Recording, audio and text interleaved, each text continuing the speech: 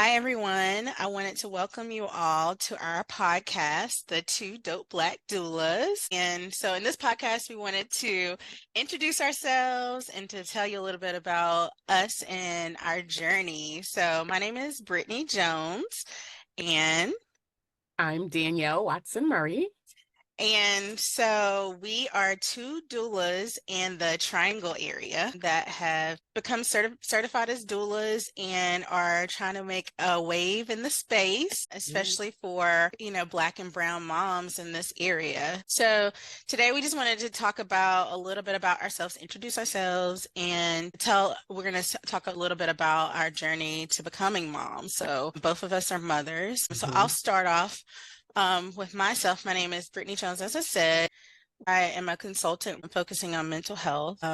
I also am a doula. I'm a mom of two. I have a son who is 11 and a daughter who is 3. So that's a little bit about me. And then we'll go into the conversation about becoming a mother after Danielle introduces herself. Yes, thank you, Brittany.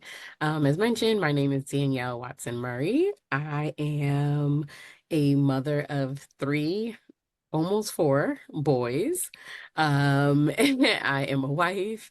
My daily job right now, beside being a mom and a wife, I do work in higher education, but my passion is with my doula work. As Brittany said, we started this journey together a little less than a year ago. So I would love to tell you all more about what brought me to being a doula.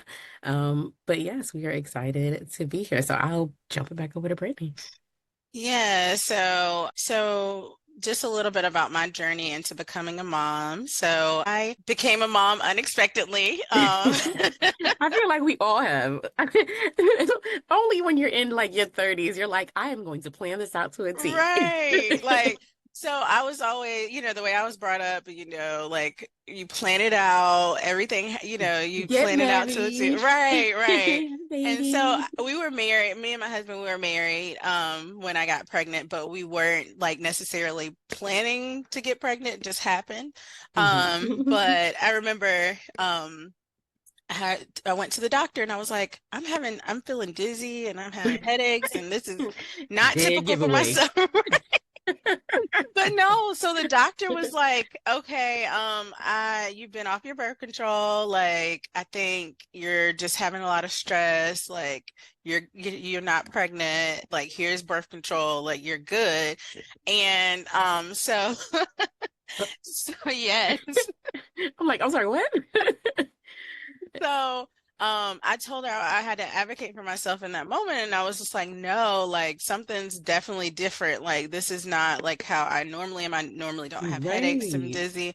So I told her to give me a blood test to determine if I was Absolutely. pregnant, and she did. And she called me later on that night. I was like, congratulations. I was like, Okay. I knew.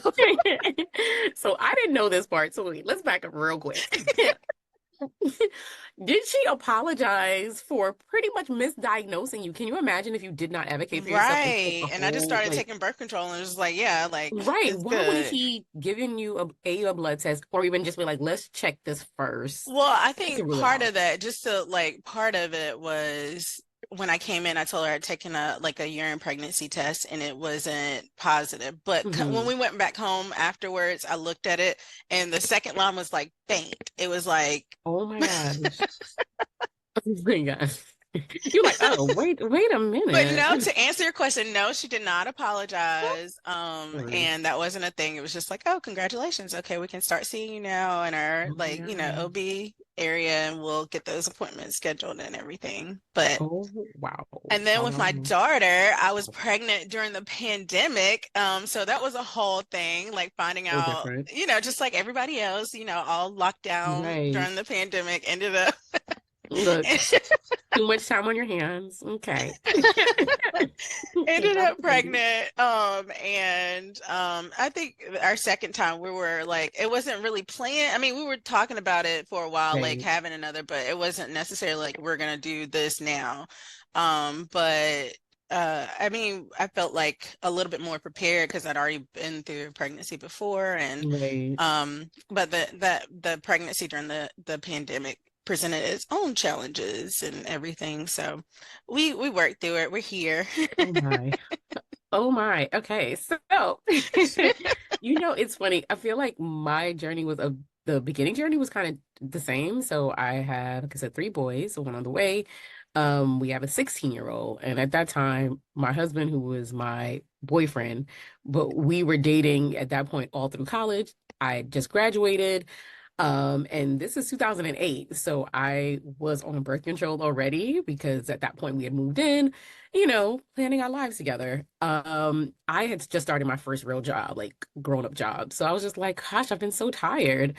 And again, because it was a new job, I was just like, I'm just trying to get used to everything. Unfortunately, my Right, dad had gotten sick. Like it was a lot going on. So I was like, okay, it's travel, all these new things. I'm just so right, tired. I'm so nauseous, like right. literally nauseous every day. And I was just like, ha ha ha, I'm gonna take a pregnancy test. Now, this whole time I was taking the shot, not realizing my 23, 24-year-old self that it was time for another shot. But because I always did that when I was on campus, Mm-hmm. I Right, missed my shot. Did not even realize it. I was right, just like, oh, right. That so I slip took a up. pregnant, right. I took a pregnancy test and did the same thing. I was like, see, it's negative. I was just like, "Ugh, I need to go to the doctor." Right. So as usual, the doctors are like, okay, well, give it 2 weeks. That's the next time we have an appointment. I was just like, okay, no rush. They're telling me what to take over the counter for my stomach. I'm like, cool. Oh And then literally no. something told me like a week later, I was like, I looked at my calendar, and this is before all the great apps they have now. I was like, Right, right. wait a minute. I was like, no, no, no, no. It's been like 4 weeks. My period, even throughout taking birth control in college, my period was never late. So it was Mm, new to me in my head. Again, they keep telling you, oh, it's stress. right. You took a home pregnancy test, it's negative. Took it again, literally went in the shower, totally forgot about it. I'm like getting dressed, and I was like, oh, I go back in the bathroom. I was like, oh, Like, oh my God, shocker. Oh my God. it's broken. So I I'm like, need my mom. Like, I what's need my happening? mommy. Literally how I found out, and then booked an appointment at a doctor the next day or so. And of course they were like, yeah, your blood test, everything came back, congratulations. Wow. And we were in shock. And I think because in our eyes, we still were teenagers, but mind you, we were literally mid-20s, you Yeah. know. I think that's Um, always the case. Like, you're taught like in our generation, we're taught to like you wait to have kids. You don't want to be a teen mom. You want to wait and all of that. So like then you get even a when you're in your husband, wait till you have a 20s, house, when yeah, and you're after so when you get in your college. 20s, you're like, "Oh no, wait a minute. I haven't accomplished all of these things that like it's been instilled in me that I should have accomplished." And this is Guys. happening. So like, am I really ready? Am I an adult? Like, I'm not even really supposed to be having sex. You know what Right. It's like, don't tell anyone. But apparently I got knocked up. I I'm mean? about to have Right. sex, okay? Like, Right. literally, that's all that I thought about when the doctor confirmed with us. And my husband is like, the first thing he said is, your mom's gonna kill me. Like, like just and the doctor looked, and I saw him look in his face like, why would his mom, I was like, Right. and we had to explain to this doctor who is a white doctor. I was like, listen, in the black household, and also our family, we're Caribbean or Jamaican, like we don't do that. Right. We do Right. not. Whether I was dating him since I was 18 or not, it doesn't matter. We were not Right. married. Like they were Right. already not happy that we were living together. Right. So yeah, that's how we we found out about our first. And then, and we'll talk a little about bit more about this in some other episodes, but literally when we figured out, our baby was born early and all these things that happened to him, which are he's fine now and always was fine actually. Oh We wow. had a 14-year difference between him and our oldest, or soon to be middle children, our twins. We wanted to get pregnant when our son turned like 3 or 4. We were like, yeah, we feel like we're old enough now. We're about to hit 30. Right. Did not realize all of the things of infertility that happens, especially to Black women, and Black families when you're trying to have another baby. Right. And, things people say and things nosy people are like, why don't you give him a sibling? why don't you stay out of my uterus? Right, right. Because everybody's always like, when are you gonna get? Are you having more? Are you, When are you gonna give him more? Are when are you you gonna like, give him one? He's getting it's older getting now. late. It's getting Right. Time is late. ticking for you. Ma'am, get out of my uterus. Uh, so yeah, so we eventually had the twins in 2022. So I would love to tell that journey. And then we unexpectedly, and by the way, it was a spontaneous pregnancy of the twins. So that was already like, whoa. And then spontaneous pregnancy again at the ripe age of 41 of having another one. Oh, but it's gonna be so much fun and your twins.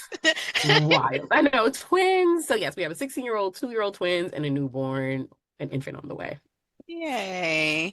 Insanity. Well, like I said, I just wanted this first episode was just to introduce ourselves.